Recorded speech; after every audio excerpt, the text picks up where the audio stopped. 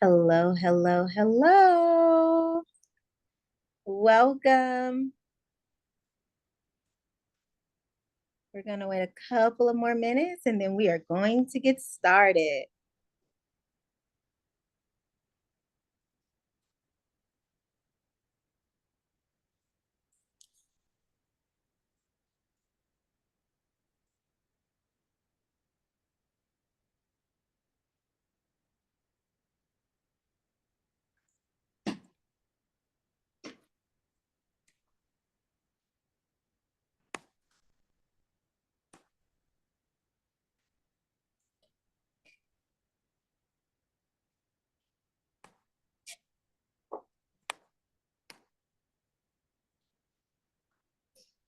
All righty.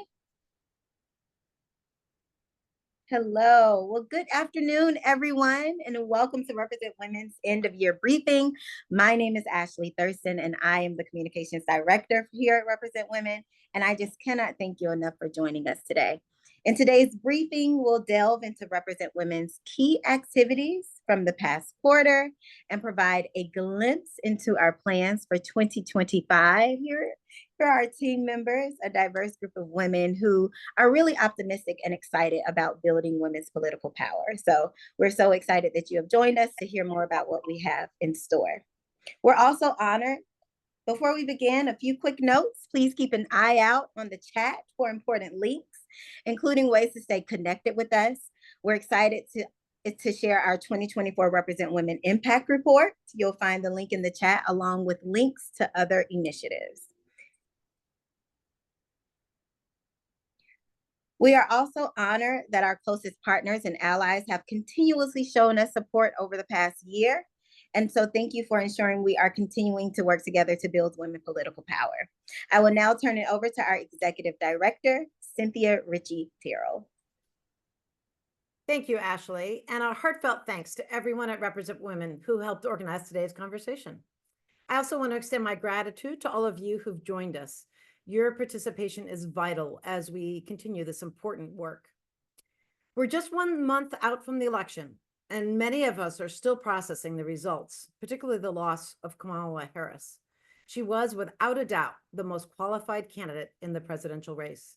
She worked in all 3 branches of government and built a historic campaign in record time. Yet she lost to someone who doesn't respect the rule of law. Her qualifications were not the reason she lost. It was the system she was running in that failed her. For many women, the aftermath of this loss has been especially hard. Women are still grappling with the anxiety caused by the election, from the appointments to how this new administration will empower state governments to enact laws that harm women. Many women voted against their own best interests, and we are left wondering, how do we reconcile that? It's okay not to have all the answers right now, but the uncertainty created by this election is real, and it's deeply affecting women on multiple levels. Represent Women remains steadfast in our commitment to advancing women's representation and leadership by addressing the barriers that prevent women from being elected in the first place. While this year's election has been tough, it's also important to celebrate the wins of the women who did succeed in 2024. These victories are worth recognizing, and we can draw strength from them as we build momentum for the work ahead. In New Mexico, Colorado, and Nevada, women will now make up the majority of legislators, and women are the majority in a growing number of state Democratic caucuses. In Alaska, women will hold the majority of seats in the state house for the first time ever, an excellent example of how open primaries and ranked choice voting can work together to create better representation. This victory, hard fought and defended from a repeal attempt in 2024, shows the promise of these reforms. The election also confirmed that ranked choice voting continues to make a difference. Women now hold 52% of seats in the jurisdictions with RCV, compared to 28% in places without RCV. This demonstrates how structural reforms can create pathways for more women to run, win, serve, and lead. Additionally, all the city-level campaigns for ranked choice voting were successful, including a landslide victory for ranked choice voting in Washington, D.C. And 8 million voters nationwide cast ballots for reform. In Portland, Oregon, we saw the rollout of proportional ranked choice voting that helped to elect a gender-balanced cabinet and representation from all parts of the city for the first time. However, as encouraging as these developments are, the 2024 election also highlighted critical challenges. Women's leadership is essential for a successful ballot measure campaign. Barriers and threats to women candidates and office holders persist, and we must continue to address these obstacles. We need pragmatic solutions to transform our democracy into one where all voices are heard and represented. The United States will rank behind 76 countries for women's representation at the national level. In fact, we'll rank behind Iraq, which will have a higher percentage of women in office than the United States. We'll also rank behind almost all of our democratic allies and OECD nations. This underrepresentation of women in Congress weakens our standing among international allies and leaves many Americans without the representation they deserve and yearn for. As I've said before, the history of the civil rights movement in the United States is rich with institutional reforms that have used policies to address structural barriers and level the playing field. From Title IX to the Voting Rights Act to the Americans with Disabilities Act, these reforms show that policy change is not only possible, but also enduring and transformative. While measuring our work's quantitative impact at Represent Women can sometimes be challenging, I see the qualitative impact every day. Represent Women's resources are widely used by legislators, candidates, and allies. Our convenings draw remarkable speakers and large audiences. Our presence in traditional media and on social media is growing exponentially, and our partnerships are strengthening both the women's representation and democracy reform ecosystems. I'm proud to say that as we fight for gender balance, our organization and our board reflect the diversity we want to see. I really believe that teamwork makes the dream work. That applies to our Represent Women staff, our sister organizations, and all of us working together to build a representative and effective democracy. The path to building women's political power will be, quote, twisted and risky and slow, and the gains will feel small and the losses too large, as the lyric from the musical Suffs remind us, but we must keep marching forward together. I'm excited about the work ahead and the chance to build and support this incredible team. Back to you, Ashley. Thank you so much, Cynthia. Congresswoman Barbara Lee, a trusted supporter of Represent Women, was unable to attend our donor call today, and she sends her regards. In her absence, she wanted to make sure we read a quote of support. Today, more than ever, we need women's political leadership. We need more women in elected and appointed positions at every level of government. Our democracy is under attack, and women are too often at the front line of these attacks. Instead of making our democracy less inclusive, we must strengthen our democracy by making it more representative and encouraging women of all backgrounds to share their voices and experiences.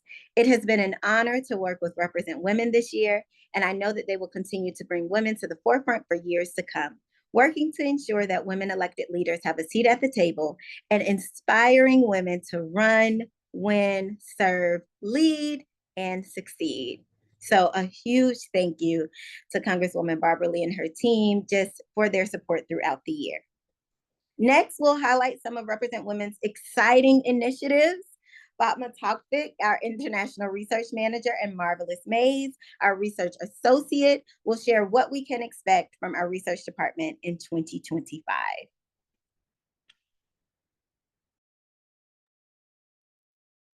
Thank you, Ashley. For the international department, we continued our work on researching best practices in voting system and gender quotas to elect women internationally. This year, we published 2 reports, our country brief on European Union, which was published early October. This was aligned with Cynthia's travel to Greece to talk at Athens Democracy Forum. And it's part of our series that we have been going on for a few years now. The second is a correlation between an independent report in a correlation between the international recognition and women representation as we analyze 5 recognized states. For early next year, we are looking to continue our country brief series with North America, basically focusing on Canada, the US, and Mexico, in light of the recent US election and Mexican election that had very different outcomes. All of our work, our research, and graphics you can find in our new macro website. Next, we have our Global Advocates for Parity Network, which is an initiative done by Represent Women that contain a few members, a small group of gender advocates from all over the world, mainly in Asia, Africa, and South America, and we are looking to expand in the near future. This group not only help us in researching and sharing experiences about women representation internationally and best practices, voting systems and laws and how to change it and how to make reforms, but it also help us to break the language barrier on data and information. This year, the group cooperated in producing 4 op-eds regarding the elections in Mexico, India, and Rwanda, as well as an international perspective in Kamala Harris' candidacy. We're not only were focusing on this op-ed on how having a woman president in the US as a leading country would affect the gender movement across the world, but also how the struggles of women are shared across different cultures and different countries, as well as to show a perspective of how people from outside the US look at the women and at the politics regarding women's inside the US. With that, I would like to thank you, and I will be happy to answer any questions during the Q&A, and I will move it to Marvelous Mays, our research associate. Thank you, Fatma. The 2024 elections started with high hopes of breaking the ultimate glass ceiling, electing a woman to the presidency. Yet, many of us now find ourselves reflecting on the factors behind Vice President Harris's loss.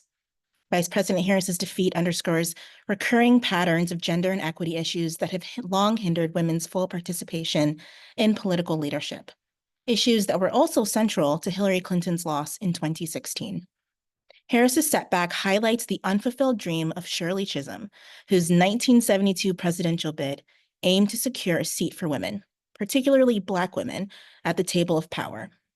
While Harris's campaign marked progress, her loss reveals the enduring gender and racial barriers that still limit women's access to the top political offices and the long road ahead to overcome structural inequalities.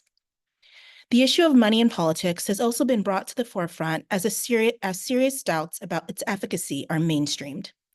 Kamala Harris's significant fundraising in the 2024 election cycle has sparked critiques, with concerns that large amounts of money don't always translate into electoral success and may lead to mismanagement of campaign funds and tie candidates to special interests, diminishing their political independence. While money plays a crucial role in modern campaigns, its influence in U.S. politics often distorts democracy, favoring the wealthy and corporate donors, which exacerbates inequality. Women, and Black women in particular, face greater challenges in fundraising, as they tend to raise and donate less money than men due to factors like limited access to donor networks and persistent gender biases. This financial disadvantage limits women's ability to compete for high office, reinforcing gender imbalances in political representation and hindering progress towards gender parity. The vast sums spent on political campaigns highlight the stark contrast between the financial resources needed to run for office and the low compensation for women in politics, exacerbating gender inequality. Most states pay legislators well below the median household income, with New Mexico offering only a per diem. Our research shows that low pay, along with domestic and financial burdens, discourages women from seeking elected office and discourages them from staying in office, while commission power and automatic pay increases help shield legislators from electoral backlash. Vice President Harris's defeat highlights how systemic barriers, like the winner-takes-all voting system, contribute to women's underrepresentation in office. Ranked choice voting boosts diverse candidates by allowing voters to rank multiple choices, improving women's chances of election and reducing negative campaigning and polarization. This year, Represent Women leveraged our predictive modeling and cutting-edge research methods to track key races across all levels of the U.S. government. By focusing on states and territories that have actively worked to advance women's representation through crucial and impactful systems reforms, we were able to identify and highlight several women candidates who ran, won, and will now go on to serve and lead. As reported by our partners at COP, there will be 150 women in Congress as of January 2025, just shy of the current record of 152 women serving.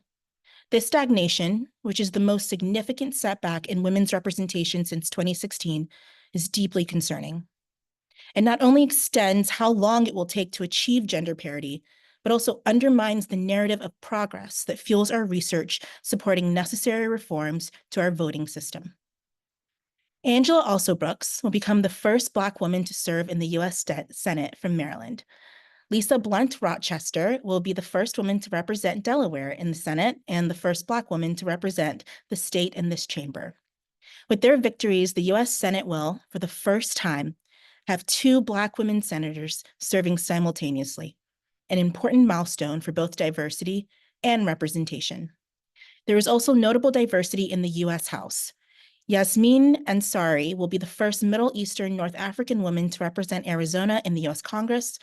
Julie Fedorchak will be the first woman to represent North Dakota in the U.S. House, and Sarah McBride will make history as the first openly transgender person to serve in the U.S. Congress, representing Delaware's at-large U.S. House seat. Women secured significant gains and holds across the state legislatures. While women will hold a record number of state legislative seats in 2025, the overall increase will be modest, with women occupying roughly 1/3 of all legislative positions. Several women candidates also had first mayoral wins in these races. As Cynthia highlighted at the start of our call, women also hold majorities in key cities and states, including the Colorado legislature and Nevada, who made history as the first state to achieve a majority women legislature overall, and the first where both chambers are simultaneously led by a majority of women. Lastly, 13 women will serve as governors in 2025, the most ever. This includes former Senator Kelly Ayotte, the first Republican woman elected governor in New Hampshire.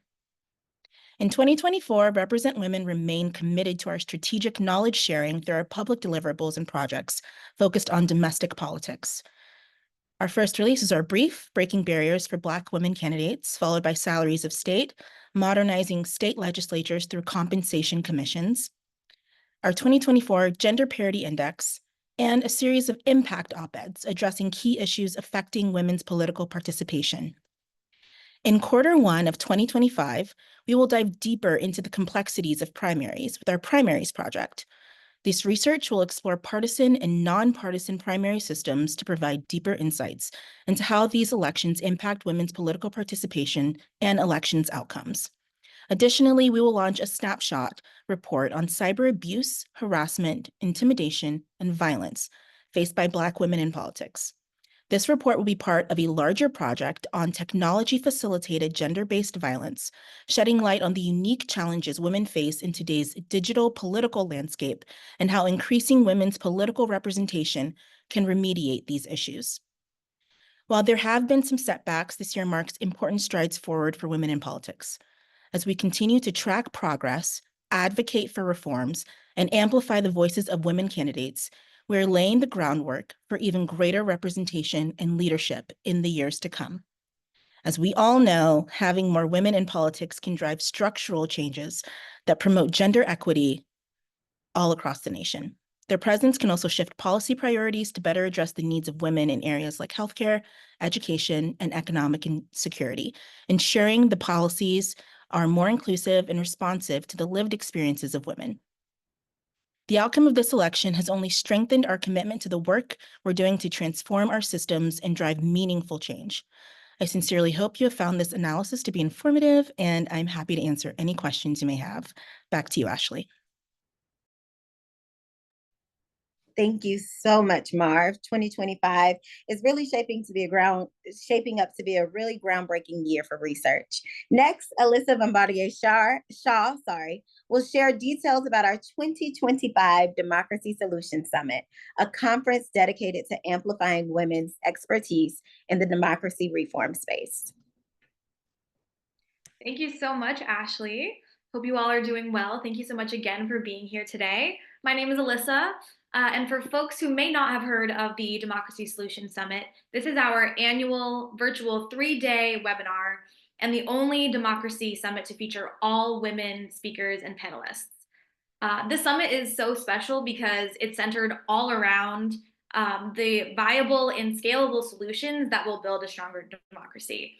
And so this summit has been an incredible opportunity to uplift and bring together over 100 women over the last few years. And all of our past Democracy Solution Summits are on our website. And we have recordings posted on our YouTube channel if you'd like to see what the summit has to offer. I'm excited to be leading the planning efforts for the 2025 summit. This is one of our biggest events of the entire year and has continued to have a major impact, as you can see here from some of our attendees' feedback. We are currently in the early planning stages of the 2025 summit, and we're looking forward to leveraging the connections that we've been building, not only this year, but in years past through our partnerships work, our Represent Women hosted receptions, leaders that we've met at conferences, and additional webinars that we've hosted as we craft our speaker lineup. As we solidify our agenda for this year, we are planning on focusing on uplifting many women elected officials in particular, who can really speak to the solutions that are backed by our research and that are needed to remove barriers from women running from office and also serving in office. We're also eager to showcase even more of Represent Women's work that than we have in years past, including our ranked choice voting and state legislative modernization research that Marvelous highlighted, and have more of our incredible team speak at the 2025 summit because we have some amazing experts on our team. If there are any women elected officials, leaders, activists, local, state, or federal who you think might be interested in an opportunity to speak at our event next year, please feel free to shoot me an email, alyssabombardier-shaw@representwomen.org. And then also be sure to save the date, put in your calendars March 4th through 6th from 3 to 5 p.m. Eastern for the summit. We'll be sending lots and lots of emails leading up to the event, but we would greatly appreciate you helping spread the word when the event comes. This has been such an amazing way to connect people from across the women's representation and democracy reform movements, and it wouldn't be possible without all of the support and all of the amazing attendees that we've had over the last few years. That is all from me. I want to thank you all so much again, and I will pass it back over to Cynthia. Thanks so much, Alyssa. I am really looking forward to the Democracy Solutions Summit. Each year, it's proved to be such a terrific opportunity to showcase women who are leading in their communities and in Congress and in state legislatures. So I'm super excited about that. As I reflect on our impact this year and over the last few years since we were established, I realized that one of the markers of a successful organization is our ability to attract funding, frankly. And I'm very grateful to all the funders who have made a commitment and an investment in this work. And I'm particularly grateful for the support from Pivotal Ventures, Melinda French Gates's company that has supported so many important organizations and this work to build women's political power. And that's one of the reasons that I'm particularly glad that Carla Bernal, who is part of the Women's Political Power program at Pivotal Ventures, can join us now to share a few words. Thank you so much, Carla, for being with us today. Thank you, Cynthia, and thank you everyone on the call, the team. You are all doing incredible work. Hi, everyone. I see a couple of familiar names, but for those of you who are just getting to know me, I'm Carla Bernal with the Women's Political Power team at Pivotal Ventures. I'm calling in from San Jose, California today, and I'm so glad to be here with you just to highlight the incredible work that the team has already laid out and share why we've been so proud to support Represent Women as one of our core partners in advancing women's political leadership. And just to reiterate, for those of you who are unfamiliar with Pivotal Ventures, it is a social impact company founded by Melinda French Gates, our principal, which is focused on building women's political power and influence across the U.S. and increasingly around the globe. For us, it has been incredibly important to have a healthy, thriving democracy for so many reasons, but we know that it wouldn't be possible without equal representation. And we know that women must not only be able to run for office, but also lead, legislate, and protect our democratic systems safely and securely. And that is why we've made such a huge investment in Represent Women, because their work is central to that.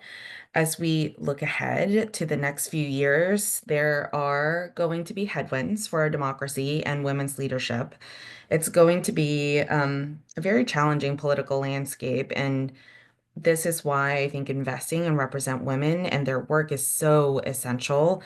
They're not just addressing those immediate barriers to women's representation, they're thinking about big, long-term structural change in a way I just have not yet seen from so many other orgs. They're thinking about it smartly, creatively. They're platforming the issues as much as they can. I joined a little bit earlier and Cynthia and I caught up, and I love that she told me that someone calls her the fairy godmother of ranked choice voting, which is so apt. And their work I'm just so happy to be supporting their work, because it really is going to make a huge difference for creating a political system that truly works for women and women of color in particular. I don't have to reiterate all the incredible work that they've laid out, but I just want to say a couple of things.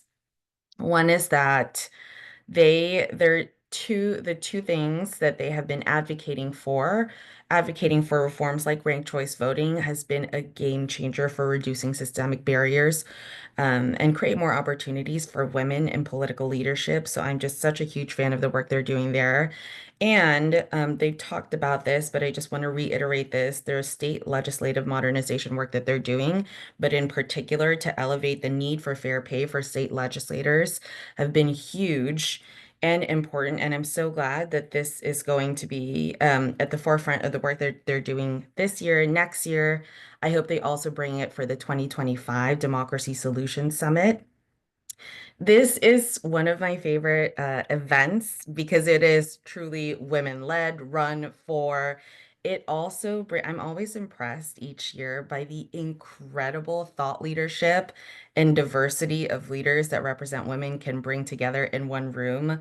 No, we're still in 2024. In 2024, earlier this year, it was so great to see just all of the US leaders, but also the international leaders that you all brought together for the summit. So impressive, so exciting, and I cannot wait for the 2025 Democracy Solution Summit. So please save the date for that. And I just say the next few years are going to be critical, and Represent Women is really uniquely positioned to make an outsized impact. They're driving incredible change, and I know that the work that they are doing will ensure that women don't just survive in this political environment, but thrive as leaders in our democracy. So if you are a funder in this call, or if you know a funder, a donor advisor, a donor, I cannot recommend their work highly enough. They've been incredible partners to us at Pivotal Ventures, and I'm confident that they'll bring the same level of expertise and vision and polish to advance women's political power to your work as well. So with that said, I am very excited to hand over the call to Dania, who will kick off the Q&A.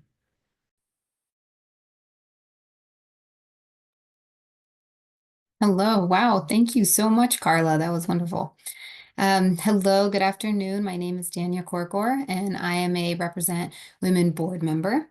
On behalf of the board, I want to thank all of you for joining us today. We so appreciate your support and generosity to this wonderful organization.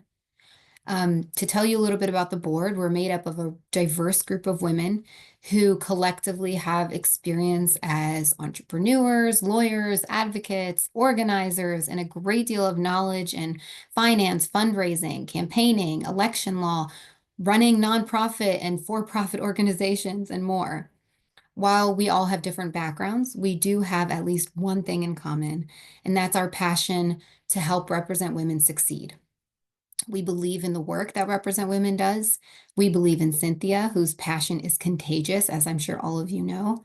We believe in her. We believe in the entire staff of Represent Women, who are a small but mighty group of diverse women who are hardworking, they're smart, they're organized, creative, kind, and they're resourceful.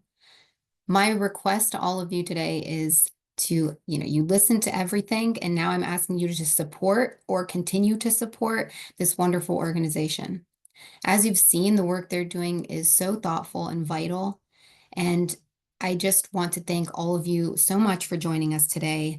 I want to tell you that the board, you can contact me. The board is open to speaking to any of you at any time. Please don't hesitate to, just say hello or to discuss the important work of Represent Women. Thank you. I will open it up for Q&A. Thank you, Dania, and thank you, Carla. I'm so thankful for the support that we have of our board members. They are always checking on us. They are very involved. Post-election, they made sure that we were okay. And so thank you, board members. And thank you, Carla, who's always also checking in to make sure that Represent Women is just continuing the mission. The Zoom floor is now open for questions and answer. Any questions that you may have. We do have our team members on the call if you have any questions for them. And then of course our speakers who spoke earlier, my colleagues, if you have any questions about what they presented, the floor is now open. And also feel free to put your questions in the chat because we are monitoring the chat. And so we will also answer any questions that you may have there.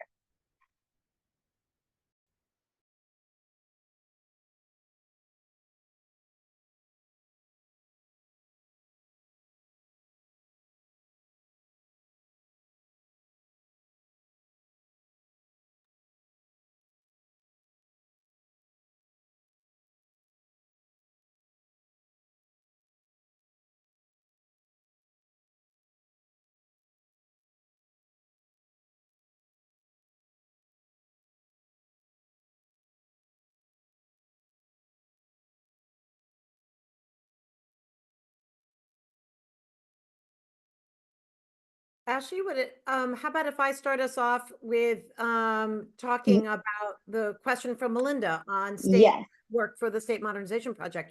Yeah, that's a great question. Thanks, Melinda, for asking that. I think that's really been a success story so far for us in the sense that our work, our concern for the barriers that women face in legislative settings, either in a city council or a county council or the state legislature or in Congress, began long ago, even before Represent Women was an organization fully. We understood that those barriers existed for women and that there were policy solutions that ranged from having on-site childcare and paid leave benefits and the ability to telecommute and the ability to cast a proxy vote when necessary. All those things clearly have an impact on the ability of both men and women to serve, but it often happens that women bear the brunt, shall I say, or have the larger load of family obligations and household responsibilities, so that those kinds of benefits have an outsized impact on the ability of women to serve. So I'm happy to say we've been thinking about that for a long time, but we were very grateful that partners from other grantees from Pivotal Ventures and others are also thinking about those ideas and bringing a lot of energy. Organizations like the Vote Mama Foundation, led by Luba Gretchen Shirley, and the States Project, led by Mandara Myers and others, have really been focusing on reforms that are viable and scalable and transformative. Things like having childcare funds be paid for from campaign funds. And we really see that as a valuable contribution to this conversation because it's something that's winning in so many state legislatures. So the collaboration now that's evolved between Represent Women, Vote Mama Foundation, and the States Project has been really a great learning experience. And I think we're in the process of really evaluating where we can have the most impact. I think that may lead us to some different test states, as was noted by Marvelous, I believe. There's some states like New Mexico that just pay a per diem at this point. So New Mexico, I think, offers a lot of opportunity. There also happen to be a lot of great women leaders, both at the statewide executive level and in the state legislature. So I think that's an example of a set of criteria that leads us to where the need is greatest and the opportunity to make change is probably highest. And so New Mexico will certainly be a focus. There are other states like Washington State, where we met recently with Liz Berry, who's a state legislator, and she's she's a real expert on the kinds of reforms that could be made to the legislative governing process to enable more women to serve and to stay in office and not have to step down if a responsibility comes up in their home life. I think that we're going to test out other states as we develop our theory of change, and we'll probably, I would think, focus on medium-sized states for the time being to see what kinds of reforms we can get passed in the short term. And then also, at the same time, really think through some of the longer term research questions and opportunities around, should we have full-time legislatures? I think there's a good argument to be made that we want our elected representatives to be able to be serving us year round. And in fact, having a full-time job is probably more likely to attract women and other marginalized voices to our political process. So not sure where that work will take us, but for right now, we're going to dig in and do some research on some of the additional things we want to focus on in 2025. And just, again, excited to work with Vote Mama Foundation and the States Project and other pivotal grantees and others who are thinking through the opportunities for reform. I was just on a trip to Iceland, as it turns out, to the Reykjavik Global Forum, and was really honored to spend time with a member of Congress from New Mexico, Teresa Leggera Fernandez. And she explained, which I did not know, that there's really not adequate childcare for women or for members of Congress at this point. The schedules really don't allow the young parents in Congress to take advantage of the childcare that's offered to staff. So it could be that we'll explore some conversations in Congress as well for making change happen at that level of government. Back to you, Ashley.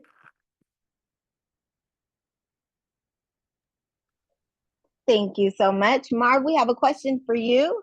It says, would love to hear more about how we can amplify the bright spots you shared as you think about positive narratives of women's political leadership heading into 2025 and beyond.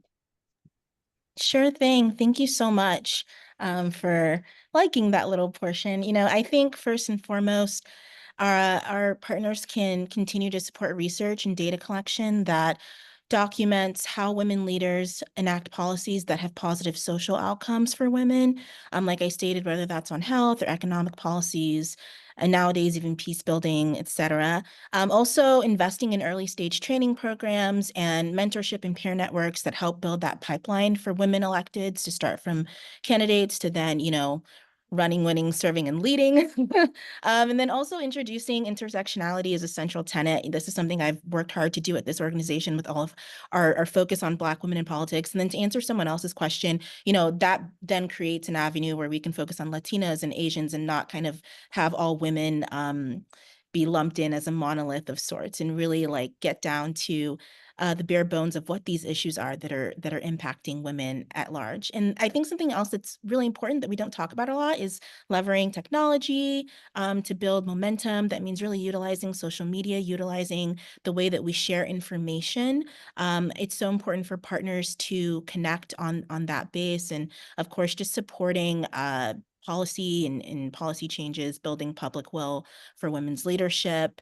It's really easy, I think, right now to kind of, what happened is serious, and we should approach it with a certain level of reverence and but it's also important in your delivery to like I did, highlight all of the progress that we've made, look at everything big picture, how far women have come, and then don't let that slow down the momentum, because we will break that glass ceiling. Thank you. Thank you so much, Mar. Thank you, thank you, thank you.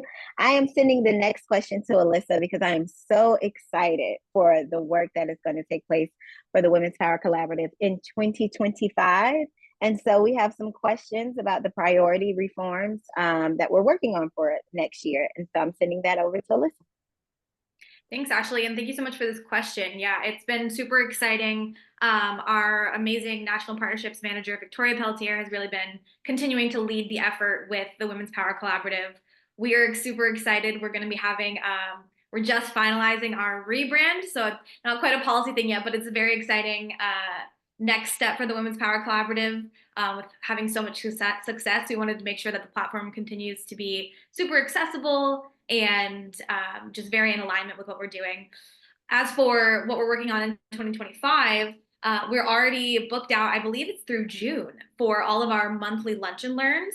I see some of our amazing Women's Power Collaborative members here on the call, so thank you all for being here, and you all know the value of those calls. It's an opportunity for us to connect with people who are working on different democracy reform issues, and showcase what is being worked on and find opportunities for collaboration. It has been so exciting. There's actually a regional meeting going on right now. We're just about concluding, and those are amazing ways to hear not only what's going on in every single state, but also connect with other leaders in your area and figure out what other people are doing, seeing how you can support each other. And of course, networking. I think that's another great aspect of how to continue to support our work and all the different research that we do is through sharing this work, connecting with each other, sharing it with people who would be interested in it, and also really socializing the need for system reform. I think so many people are aware that things aren't working, but some people don't fully understand where the issues truly lie, and that not only what the solutions are, but that we have them and that they're research backed and by the things that we have studied, including ranked-choice voting, state-led modernization, for example. And then as well as for the Women's Power Collaborative, I think another focus for us in theme with the Democracy Solution Summit is continuing to build community, specifically with more current and former elected officials. I think so many former elected officials are a great opportunity to really speak to what we're doing and the forms that we need, because we understand sometimes current electeds aren't always able to speak to everything that they want to do because they have to, go with what their constituency wants. But I think we're really excited to continue to grow our connections, grow our networks, and really bring everyone together so we can help, again, socialize the need for these different reforms, and help educate on the different reforms that we have available, not only that we have studied at Represent Women, but other amazing women are working on across the country. And I will pass it back over to you, Ashley.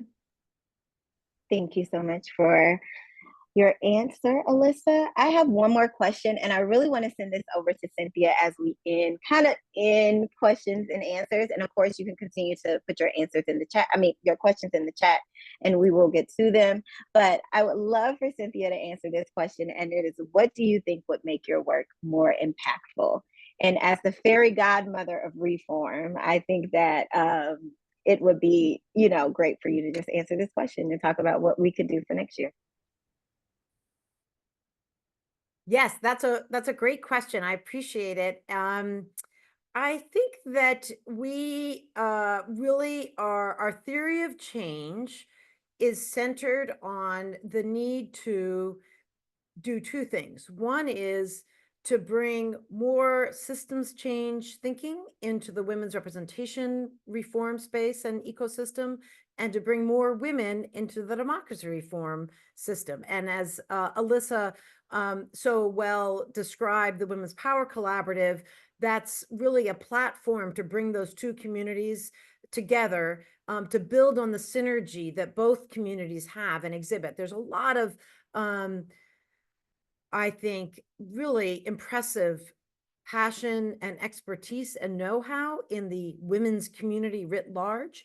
And the same goes for the democracy reform movement, but I think there's not as much overlap as there can be and there should be to really make the work for democracy reform ultimately more successful, and frankly, to level the playing field for all those fabulous candidates who so many are being equipped and prepared and supported to run.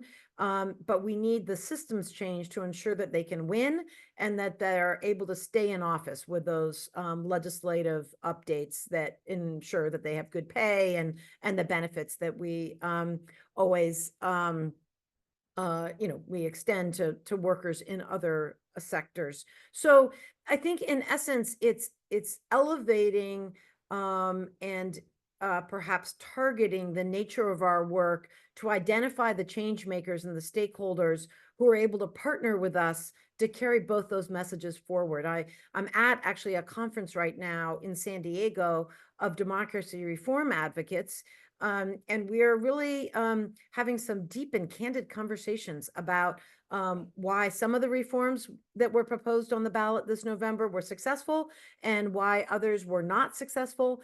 And I think really wrestling, or I am encouraging us to wrestle together about the need to bring more, substantially more women's voices and leadership and expertise into the democracy reform movement. So I think we're going to see an opportunity to grow in that space in the coming year.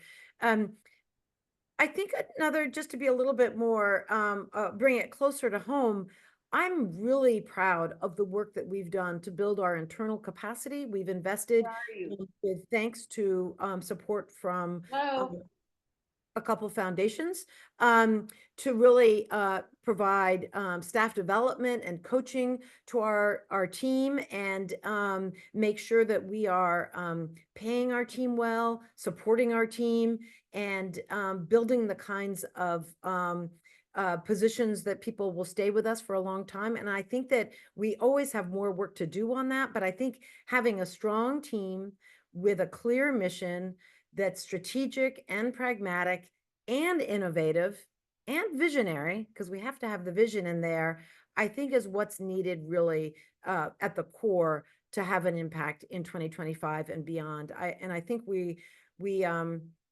doing a pretty darn good job right now, and I think we're becoming more of a learning organization, which I'm really proud to say. And there's been a lot of conversation about the need for some of the older people in the democracy reform movement to pass the torch. And I am really looking forward to ways that I, as a now shockingly getting older person, to pass the torch to all these amazingly capable young women in our midst. So I think that will help to build our impact as well. Thank you, Cynthia. I got a little teary when you were ending your answer. I want to thank everyone. We are going to keep the chat open. We have a couple of more minutes. We're going to keep the chat open. So if you have any more questions, please put them there. We'll be sure to answer them. I want to thank you so much for spending your afternoon with us. I want to thank my colleagues for sharing about the great work that we're doing. And I'm super excited for 2025.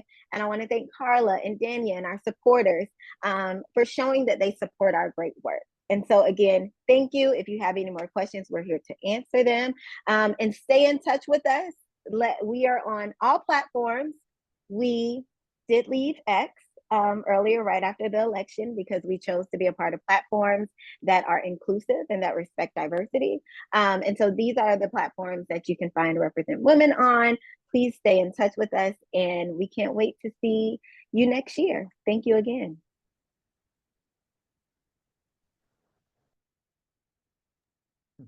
And Cynthia, I'll send it over to you to give us our final farewell.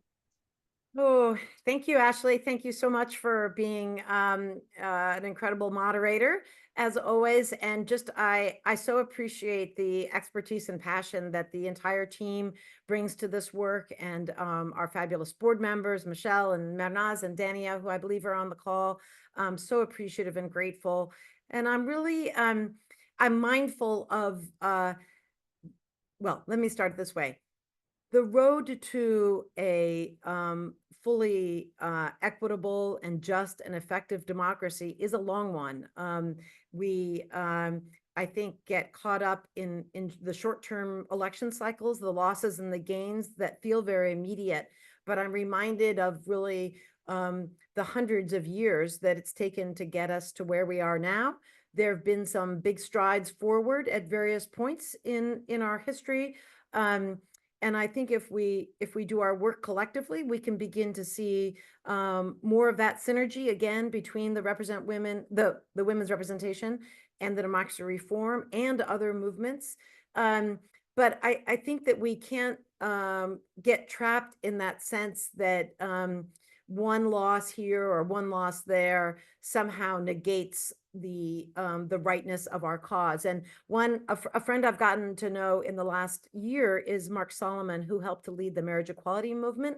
And he reminded us several times in the last few weeks that the work for marriage equality lost 31 straight ballot measures before they won a single ballot measure from the voters. And this work, we know, takes time. But just to bring up my old adage again that I really believe in, that teamwork makes the dream work. And together, through listening and through conversation and through innovating and trying things and seeing if they work and tweaking them when they don't and celebrating them when they do, is what's going to eventually lead to a stronger and more representative democracy. So that's what we're all about at Represent Women. We really welcome all of you to be partners in our work, to invest in our work intellectually, to invest in our work financially, to invest in our work and help us amplify our message. And I just want to amplify Ashley's gratitude to Carla and to Marv and to Dania and to Alyssa and everybody who helped to organize this call. And we really welcome your partnership going forward. Many thanks.